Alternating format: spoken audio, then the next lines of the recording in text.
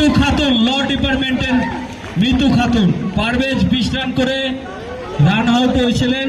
Mitu Khatun 12 run, 1 wicket, not out.